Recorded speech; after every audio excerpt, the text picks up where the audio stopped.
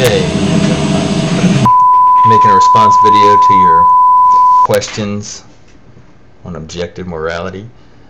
One of the questions you asked was, I'm going to have to look at my notes to remind myself, but would I trade 5 of my best days and 5 of my worst days and put it on, say, a son or daughter or a being? And I sat there and I thought, it's really hard, and I'm not really all that young, but it's really hard for me to think of 5 of my worst days. I have had an operation, so I can consider that one, and a time where I thought I was dying, so that would be 2. But it really, and I hate to say it because I know there's a lot of people out there who have had some really horrid days. I just need to thank the stars that both my parents are still around. So maybe I could answer that if one of my parents were to leave, or eventually they will, of course, that would be one of my worst days. So anyway, to get to your question, and I've had many good days, I would have to say to that, yes, just based on my own experience. I've lived through whatever days I've lived through was quite worth it. The bad was worth the many good days, or I wouldn't be here today. I wouldn't even want to be around if the trade-off was that bad. The next question is the Matrix. I don't remember if it was the blue pill that made you stay in fantasy, or the red pill, and the red pill was the one that made you go back into the dreary. But I would venture to say that there's a lot of people today taking blue pills, literally, so they can cope day to day. So I don't know if that's the blue pill they're talking about, but the blue pill.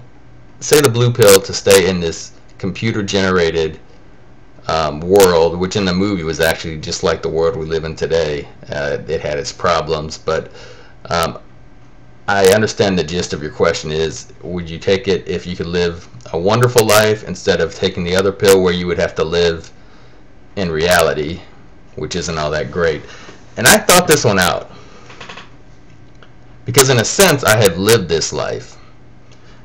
The first 20 some odd years of my life growing up, I didn't grow up in the 70s. I was born in 70, and I grew up mostly in the 80s, I guess, if you want to say that. But even then, I grew up in a blue-collar neighborhood.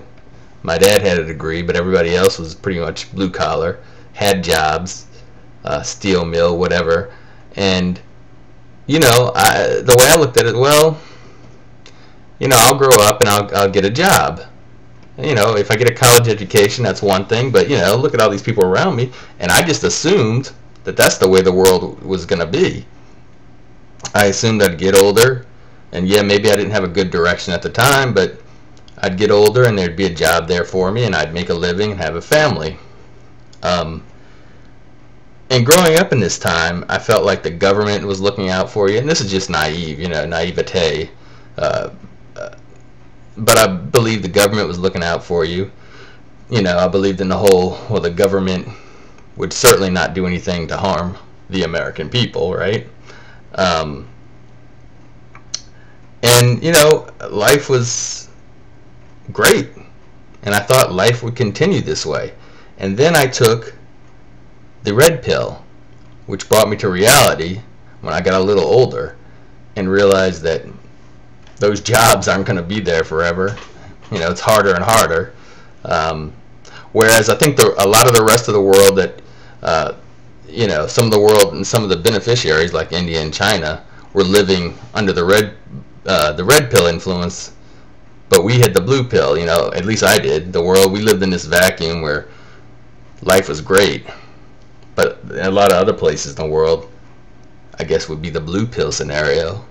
I took the blue pill and found out that, or the red pill, life isn't really what it looks like. Anyway, that's just I hope I made a little sense. I think you understand where I'm coming from. Another question you had was if I could create an artificial consciousness, would it be worth it, and would you do it? Again, I'm going to have to say yes. I would do it.